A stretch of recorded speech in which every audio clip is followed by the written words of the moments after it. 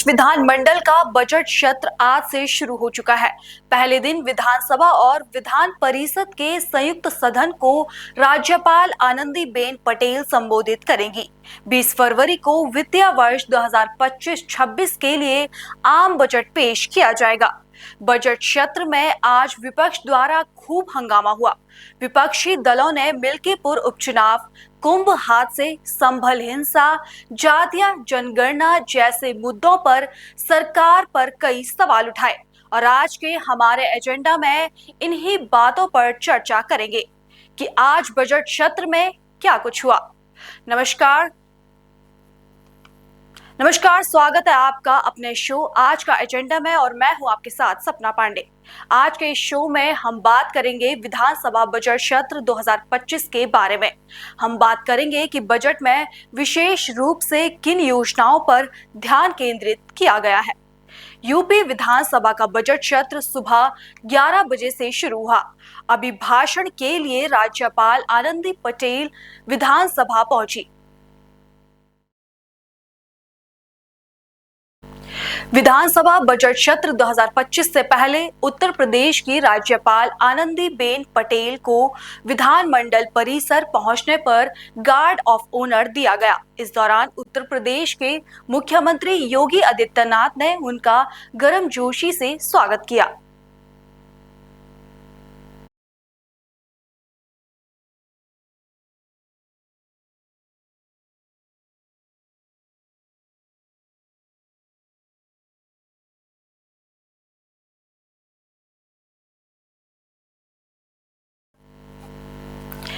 Budget सत्र की शुरुआत राज्यपाल आनंदीबेन पटेल के अभिभाषण से हुई, जिसमें उन्होंने राज्य सरकार की उपलब्धियों और आगामी योजनाओं पर प्रकाश डाला। इस दौरान विधानसभा में उर्दू और अंग्रेजी को लेकर हंगामा हुआ, जिस पर मुख्यमंत्री योगी आदित्यनाथ ने प्रतिक्रिया व्यक्त की। अवधि एकेडमी का गठन कर रही है संत तुलसीदास जी के नाम पर। इसी के आधार पर ब्रज भाषा इतनी समृद्ध भाषा है। सूरदास जी ने अपनी सभी रचनाएं उसी भाषा में दी हैं। संत तुलसीदास जी ने अपनी कालजयी रचना रामचरितमानस, जो इस सदन में ही नहीं उत्तर भारत के अंदर और भारत से प्रवासी हुए जितने भी ऐसे लोग हैं जो मॉरिशस में या दुनिया की फिजी में या दुनिया के किसी देश में गए, उनके संकट काल में रामचरितमानस ही तुलसीदास जी का अवधी भाषा में रचा गया। रामचरितमानस ही उनका सहारा बना था और आज जब उसको सम्मान मिल रहा है तो आप उसका विरोध कर रहे हैं। बड़ी विचित्र स्थिति है। आप हर अच्छे कार्य का समाज आज के यही ढोंग है आप लोगों का, यही ढोंग है। हर अच्छे कार्य का आप विरोध करेंगे, हर अच्छे कार्य का विरोध करेंगे। हर अच्छा कार्य जो प्रदेश के हित में है, देश के हित में है, आप उसका विरोध करेंगे। और मुझे लगता है इस प्रकार के विरोध की निंदा होनी चाहिए और हम इसका समर्थन करते हैं जो उत्तर प्रदेश के बोलने को सम्मान मिला है। मैं आपका धन्यवाद करूंगा, विधानसभा सचिवालय को इस बात के लिए धन्यवाद दूंगा। कल हम लोगों ने यहाँ पे इसका शुभारंभ किया, समाजवादी पार्टी ने उसका विरोध किया और मुझे लगता है कि प्रोसीडिंग का हिस्सा होना चाहिए।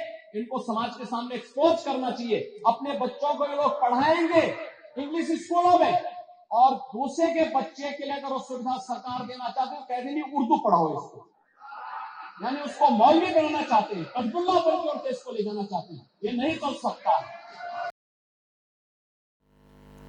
फिलहाल वक्त हो गया एक छोटे से ब्रेक का। ब्रेक के बाद बात करेंगे कि आज के बजट सत्र में किन योजनाओं पर ध्यान केंद्रित किया गया।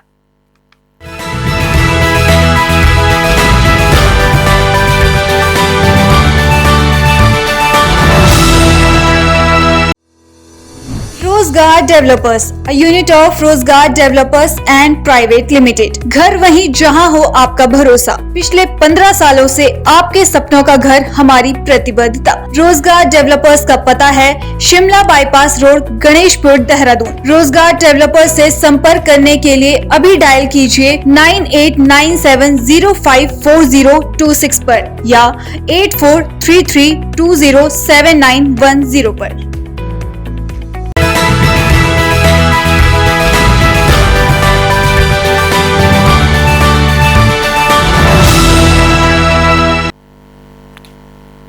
आपको बता दें कि बजट में विशेष रूप से किन योजनाओं पर ध्यान केंद्रित किया गया है। पहला, महिलाओं को रोजगार से जोड़ने के लिए विशेष योजनाओं का प्रस्ताव। दूसरा, किसानों को मुफ्त बिजली की सुविधा प्रदान करने की योजना। तीसरा, बुजुर्ग नागरिकों के लिए पेंशन योजनाओं का विस्तार। चौथा, 18 से 20 वर्ष की आयु के युवाओं के लिए निशुल्क अकादमियों की स्थापना। पांचवा, काशी, मथुरा और अयोध्या जैसे धार्मिक स्थलों के विकास के लिए धनराशि का प्रावधान। छठवां, नए औद्योगिक गलियारों के निर्माण पर जोर। सातवां, विभिन्न एक्सप्रेसवे और लिंक एक्सप्रेसवे के निर्माण के लिए धनराशि आवंटित। बता दें कि इस बजट के माध्यम से राज्य सरकार ने विकास, समृद्धि और सामाजिक कल्याण के लिए अपनी प्रतिबद्धता व्यक्त की है। चलिए अब आपको सुनवाते हैं कि सीएम योगी ने इस बजट सत्र पर अपनी प्रतिक्रिया देते हुए क्या कुछ कहा।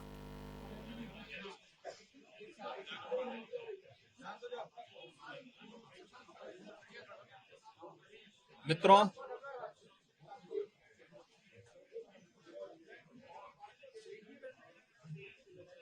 उत्तर प्रदेश विधानमंडल के आज से महत्वपूर्ण सत्र बजट सत्र प्रारंभ होने जा रहा है।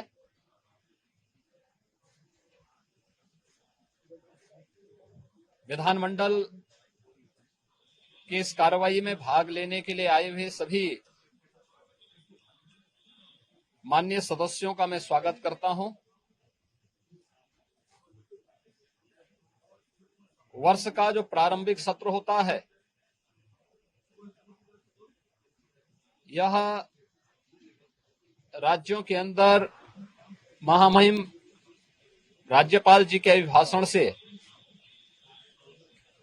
इस सत्र की शुरुआत होती है। इसके अलावा वर्ष भर के लिए राज्य सरकार का बजट भी इसी सत्र के दौरान पारित होता है। अन्य विधायी कार्यों के साथ ही जनहित से जुड़े हुए, राज्य के विकास से जुड़े हुए महत्वपूर्ण मुद्दों पर भी सदन में चर्चा होती है। आज विधानमंडल की कार्रवाई प्रारंभ होने के साथ ही महामहिम राज्यपाल जी का महत्वपूर्ण अभिभाषण संवेद सदन को महामहिम राज्यपाल जी के द्वारा अपने अभिभाषण के माध्यम से संबोधन होगा।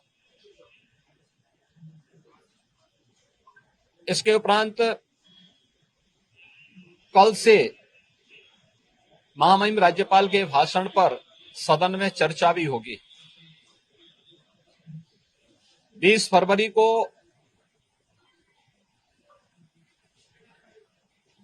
वर्ष 2025-26 का उत्तर प्रदेश का सामान्य बजट सदन में प्रस्तुत होगा। सदन 18 फरवरी से लेकर 5 मार्च तक के लिए प्रस्तावित किया गया है। उत्तर प्रदेश के इतिहास में ऐसे बहुत कम क्षण आए हैं जब इतने लंबे समय के लिए सदन आहूत किया गया हो, लेकिन सदन की कार्रवाई सुचारू रूप से संपन्न हो, यह केवल सत्ता पक्ष का ही दायित्व नहीं होता है, बल्कि विपक्ष का भी उतना ही महत्वपूर्ण दायित्व बनता है। सदन चर्चा परिचर्चा का एक मंच बने। उत्तर प्रदेश के विकास को लेकर के डबल इंजन की भारतीय जनता पार्टी की सरकार ने पिछले लगभग 8 वर्ष के अंदर जो प्रतिमान स्थापित किए हैं वह अभूतपूर्व है। उसकी झलक अभिभाषण के माध्यम से भी और सदन के अंदर चर्चा परिचर्चा के माध्यम से भी देखने को मिलता है। उत्तर प्रदेश के परसेप्शन में आए हुए व्यापक बदलाव देश और दुनिया के द्वारा उत्तर प्रदेश को आकर्षण का केंद्र मानते हुए जो वर्तमान में स्थितियां दिखती हैं, स्वाभाविक रूप से हताश और निराश विपक्ष इन मुद्दों पे चर्चा करने से भागने का प्रयास करता है, सदन की कार्रवाई में बाधा पैदा करने का प्रयास करता है। विपक्ष अगर सार्थक चर्चा को आगे बढ़ाने में मदद करेगी तो मेरा अनुमान है कि यह एक बहुत अच्छा सत्र, बजट सत्र हो सकता है, जिसमें अगले 5 मार्च तक चलने वाली सदन की कार्रवाई को न केवल महामहिम राज्यपाल जी के भाषण पर चर्चा करने और सभी सदस्यों को अपनी बात को रखने का, बल्कि सामान्य बजट और अनुदान मांगों पे भी चर्चा के साथ ही विधायी कार्यों को संपन्न करने के साथ साथ अन्य महत्वपूर्ण मुद्दों पर भी, जनहित से जुड़े हुए महत्वपूर्ण मुद्दों पर भी प्रभावी चर्चा का एक मंच सदन बन सकता है और माननीय सदस्यों को अपनी बात को प्रभावी ढंग से रखने का एक अवसर भी प्राप्त होगा। हम उम्मीद करते हैं कि हार की हताशा से परेशान विपक्ष अपनी इस खुन्नस को सदन पर नहीं उतारेगा, सदन की कार्रवाई को सुचारू रूप से संचालन करने में एक सकारात्मक योगदान की हम अपेक्षा करते हैं। और मैं सरकार की तरफ से आश्वस्त करता हूं कि जिस भी मुद्दे पर, यद्यपि अभिभाषण और बजट अपने आप में समग्रता को लेकर के 2 महत्वपूर्ण मुद्दे होते हैं, जिनमें विपक्ष ही नहीं बल्कि सदन का हर सदस्य अपनी बात को प्रभावी ढंग से रख सकता है, लेकिन इसके इतर भी अगर किसी मुद्दे पर विपक्ष चर्चा करना चाहेगा, सरकार उसका तथ्यात्मक जवाब देने के लिए पूरी तौर पर तैयार है। लेकिन हम चाहते हैं कि एक सार्थक चर्चा का मंच सदन बनने चाहिए। आरोप प्रत्यारोप या फिर असंसदीय आचरण से इस समस्या का समाधान नहीं हो सकता है। और मैं उम्मीद करता हूं कि महामहिम राज्यपाल के भाषण से उस सुदृढ़ और मर्यादित संसदीय आचरण की शुरुआत हम लोग विपक्ष के अंदर देखने का प्रयास करेंगे। उम्मीद करते हैं कि इस प्रकार का आचरण सभी माननीय सदस्यगण और खासतौर पर विपक्षी सदस्यगण सदन में दिखाएंगे, जिससे लोकतांत्रिक मूल्यों के प्रति आम जन की आस्था को और सुदृढ़ करने में मदद मिलेगी। मैं एक बार फिर से बजट सत्र के शुभारंभ के अवसर पर आज उत्तर प्रदेश विधानमंडल की जो कार्रवाई प्रारंभ होने जा रही है कुछ ही देर में, इसमें भाग लेने के लिए आए हुए सभी माननीय सदस्यों का हृदय से स्वागत करता हूं। वहीं आपको बता दें कि बजट सत्र पर कई नेताओं ने अपनी प्रतिक्रिया देते हुए काफी कुछ कहा है। कई लोग इस बजट से खुश और सहमत दिखे हैं, तो कई लोग इस बजट से सहमत नहीं हैं। चलिए आपको सुनवाते हैं कि बजट को लेकर किसने क्या कुछ कहा। देखिए, आज विधानसभा के बजट सत्र की जो शुरुआत हुई और राज्यपाल के अभिभाषण पे जिस तरीके से विपक्ष ने हंगामा किया है, ये बेहद ही दुखद है और चिंताजनक है। जिस तरीके से संविधान का और संविधान की व्यवस्थाओं का एक खिलवाड़ विपक्ष बना रहा है, ये साफ बताता है, साफ जाहिर करता है कि विपक्ष को उत्तर प्रदेश के विकास से मतलब नहीं है। आज उत्तर प्रदेश की सम्मानित जनता ने समाजवादी पार्टी का ये रवैया जो सदन में देखा है, इससे मुझे लगता है कि उत्तर प्रदेश की जनता वो बहुत नाराज है समाजवादी पार्टी से, और निश्चित तौर पर इसका जवाब आने वाले चुनाव में समाजवादी पार्टी को उत्तर प्रदेश की जनता देगी। उत्तर प्रदेश की जनता ने योगी सरकार को उत्तर प्रदेश के डेवलपमेंट के लिए चुना है और योगी सरकार ईमानदारी से उस डेवलपमेंट के लिए काम कर रही है। लेकिन समाजवादी पार्टी ने हमेशा डेवलपमेंट के बीच में रोड़ा बनने का काम किया है।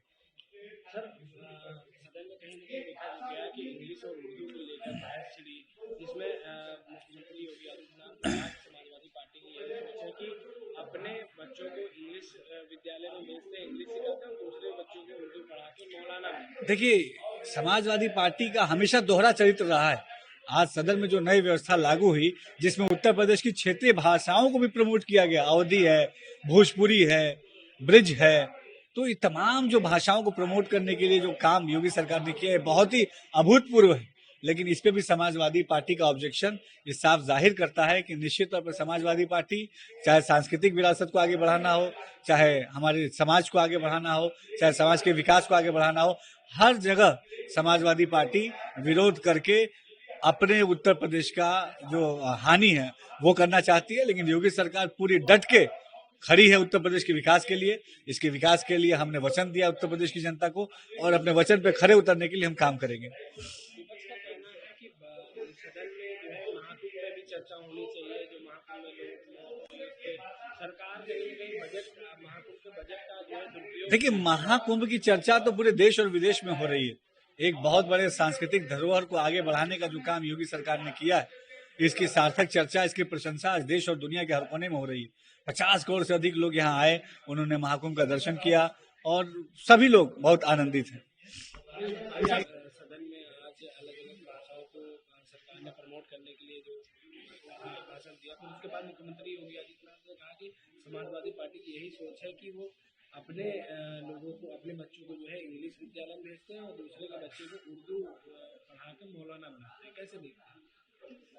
नहीं, ये सही है कि आज हर सभी भाषाओं को एक सम्मान मिला।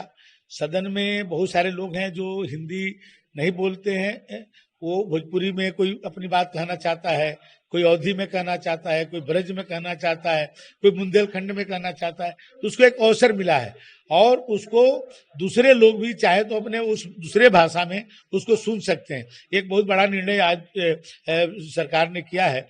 विधानसभा अध्यक्ष जी को, माननीय मुख्यमंत्री जी को इसके लिए बहुत बहुत बधाई है। विपक्ष इस पे हंगामा क्यों कर रहा है सर? क्या विपक्ष को हर चीज को जो है राजनीति दिखती है, इसमें भी विपक्ष को राजनीति दिख रही है।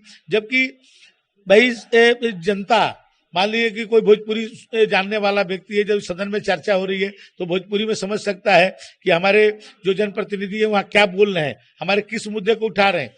कोई जो ब्रज भाषा जानता है वो वहां पर उसको समझ सकता है, या कोई हमारा सदन का सदस्य जो है भाई वो अपने जनता को उसी भाषा में अपनी प्रस्तुतिकरण करना चाहता है तो कर सकता है।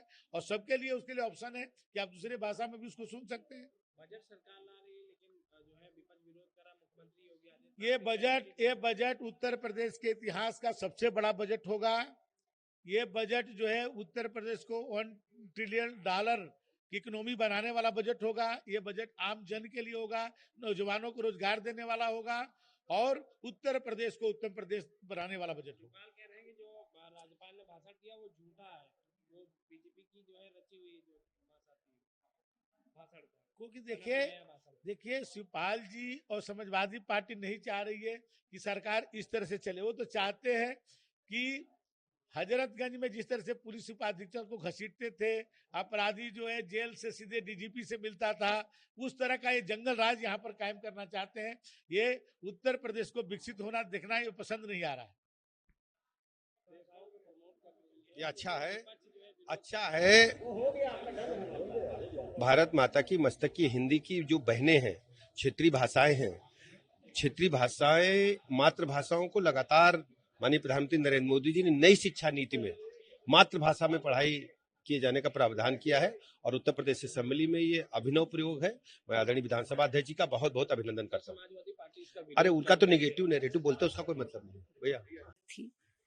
जो उन्होंने महामहिम राज्यपाल को दी पढ़ने के लिए, और महामहिम राज्यपाल का एक अपना राजनीतिक व्यक्तित्व है, वो झूठ को नहीं पढ़ना चाहती थी, उसकी भागीदार नहीं बनना चाहती थी, इसीलिए उन्होंने पहला पन्ना पढ़ा, अंतिम पन्ना पढ़ा और चली गई। वो शोक संवेदनाएं भी व्यक्त करी गवर्नर ने। देखिए, अभी तक सरकार सही आंकड़े तो जारी नहीं कर पाई, कि कितने लोग हैं जो उनके नाम जारी करते। और सबसे बड़ी बात ये कि अभी भी बहुत से ऐसे लोग हैं जो अपने प्रियजनों को ढूंढ रहे हैं कुंभ में। बहुत सी ऐसी पार्किंग में गाड़ियां खड़ी जिनको क्लेम करने कोई नहीं आया। तो क्यों सच से डरी? ये दुखद घटना थी। अगर हो गई थी तो सरकार को उस पर तत्काल संवेदना व्यक्त करनी चाहिए थी। 18 घंटे बाद तो सुध लिया जब माननीय प्रधानमंत्री जी ने इस पर संवेदना व्यक्त की, तब प्रदेश सरकार जागी। क्या कार्रवाई की गई उन अधिकारियों पर जिनकी अदूरदर्शिता, अव्यवस्था के कारण इतनी बड़ी घटना हुई? तो ये सारे मुद्दे हैं, इस पर सरकार को जवाब देना पड़ेगा। दोबारा कितने बजे सदन की कार्रवाई शुरू होगी? क्या लगता है कार्रवाई ये ट्रेडिशन रहा है कि जब ज्वाइंट सेशन होता है उसके बाद रीअसेंबल होता, तो रीअसेंबल होगा भी। लैंग्वेज की बात आई, सीएम योगी ने काफी हार्ड लैंग्वेज का उसको इस्तेमाल किया। अंग्रेजी की बात हो रही थी, फिर कठमुल्ले का आया, उर्दू, मौलवी, इस तरह की बात। देखिए, जिस पार्टी ने सिर्फ धर्म को ही आधार बना लिया है कि धर्म पे ही राजनीति करेगी, उसके लिए इस तरीके की भाषा का प्रयोग करना कोई नई बात नहीं है। और विधानसभा में विभिन्न, चाहे वो अवधी लैंग्वेज हो, चाहे वो बुंदेली खंड हो, और बहुत सारी लोकल लैंग्वेजेस जो है उसको हम स्वीकारते हैं और हम बहुत खुश हैं उसके लिए, क्योंकि बहुत सारे विभिन्न समाजवादी पार्टी के विधायक भी उन जिलों से आते हैं और वो अपनी बातों को अच्छी तरीके से रख पाएंगे। लेकिन कहीं ना कहीं जब पूर्णतः अंग्रेजी लैंग्वेज में अपने भाषणों के देने की बात हुई, तो हमें भी पता है, और मुख्यमंत्री जी ने अपने पहले ही शब्दों में जब उन्होंने बोला तो ये कह दिया कि आप अपने बच्चों को अंग्रेजी पब्लिक मीडियम में पढ़ाना चाहोगे और दूसरों के बच्चों को चाहोगे कि वो सरकारी हिंदी मीडियम में जाएं। ये सरकार भी आपकी है, डबल इंजन की सरकार है। दिल्ली में भी आपकी तृतीय सरकार है और यहाँ पे आपकी दूसरी सरकार है, और उसके बावजूद भी आप अपने ही सरकारी स्कूलों को तिरस्कृत कर रहे हो और उनको आप इंफीरियर बता रहे हो। सदन के भाषणों में आप ये कह रहे हो कि आप अपने बच्चों को अच्छे स्कूल में, पब्लिक मीडियम में भेज रहे हो और सरकारी स्कूल जो है वहां पे नहीं भेजना चाहते हो। तो इस तरह आप कब ठीक करोगे? कब आप विपक्ष के द्वारा बार बार की हुई मांग को कि जो स्कूल है सरकारी उनमें अंग्रेजी मीडियम लेकर के आइए, जिस दिन आप सरकारी स्कूलों में अंग्रेजी मीडियम लेके आ जाएंगे उस दिन ये जो बैरिकेशन है, उस दिन ये जो ग्राम सभाओं में हमारे लोग बैठे हैं उनको भी इंग्लिश की जानकारी हो जाएगी, और तब हमें सदन में इन बातों और इन मुद्दों पे झगड़ा नहीं करना पड़ेगा कि अंग्रेजी में बोलने पर हमारा जो अंतिम पायदान पे बैठा व्यक्ति है वो उस लैंग्वेज को समझ पाएगा कि नहीं समझ पाएगा।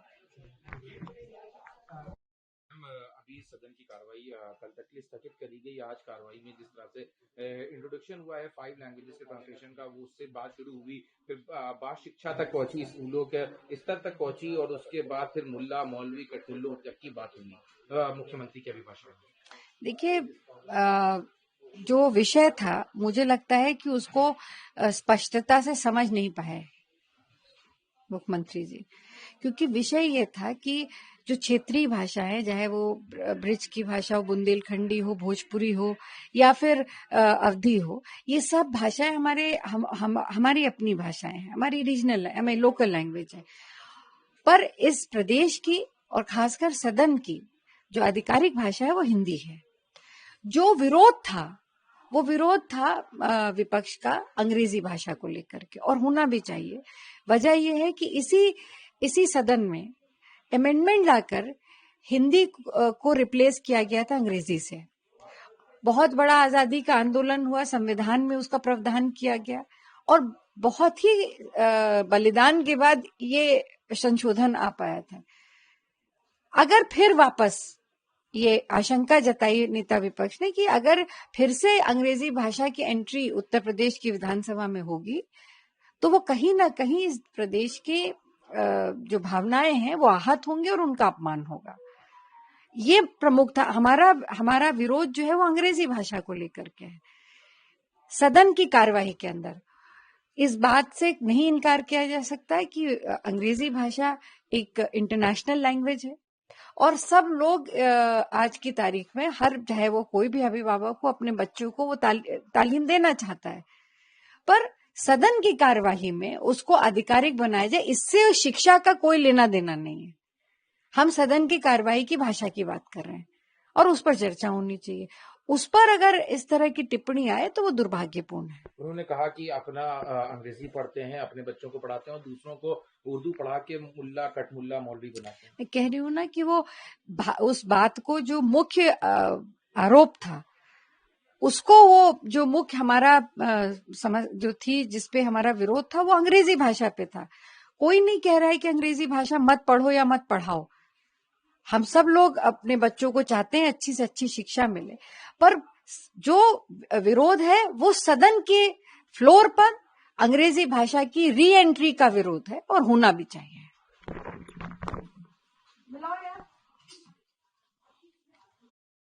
सर, आप जिस तरह से आज विधानसभा में जो 5 रीजनल लैंग्वेजेस उनको इंट्रोडक्शन हुआ, लेकिन जब उस पर डिबेट हुई तो नेता प्रतिपक्ष ने अंग्रेजी को लेकर संशय जताया, जिसके ऊपर जब नेता सदन सीएम ने उसका जवाब दिया तो उन्होंने बताया कि अंग्रेजी कितनी जरूरी है। साथ में ये कहा कि ये खुद अंग्रेजी पढ़ते हैं, बच्चों को पढ़ाते हैं, लेकिन जो दूसरे लोग हैं उनको ये उर्दू पढ़ाते हैं और मौलवी मुल्ला कठमुल्ला बनाते हैं। देखिए, माननीय मुख्यमंत्री जी जो भी कुछ कह रहे थे उनकी सब बातों का समर्थन था। जब उनसे ये कहा गया कि इसमें उर्दू और जोड़ लीजिए, तो उन्होंने इस बात को अपने पार्टी के एजेंडे के हिसाब से इसको मोल्ड कर दिया, जबकि तमाम बातें माननीय मुख्यमंत्री जी उर्दू में भी बोलते हैं। बिना उर्दू के कोई सेंटेंस पूरा होता ही नहीं है, बिना हिंदी के कोई सेंटेंस पूरा होता ही नहीं है। तो ये हमारे देश की संस्कृति है और ये हमारे देश की एक ऐसी खूबसूरती है जो हम लोगों को बचपन से पढ़ाया गया। ये तो अभी एजेंडे तय हो रहे हैं, भाषा को खत्म कर दो। मुंशी प्रेमचंद जी बताइए क्या कौन थे? बनारस हिंदू यूनिवर्सिटी के सबसे बड़े प्रोफेसर में एक थे और शायर थे, कवि थे। वो तो ये पेटेंट था, वो कोई मुसलमान नहीं थे, ये भाषा किसी मुसलमान की नहीं है।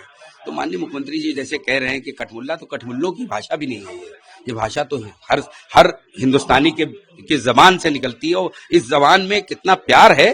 कई बार माननीय मुख्यमंत्री जी उर्दू का प्रयोग करते हैं, आप जब देखिएगा तो वो फिल्टर नहीं कर पाएंगे, उर्दू को अलग नहीं कर पाएंगे हिंदी से।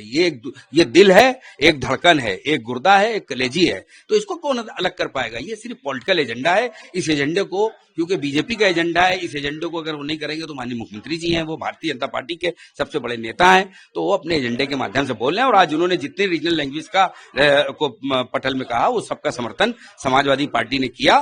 केवल उर्दू को ये कहा कि उसमें जब आप बोल रहे हैं तो उसको जोड़ भी लीजिए।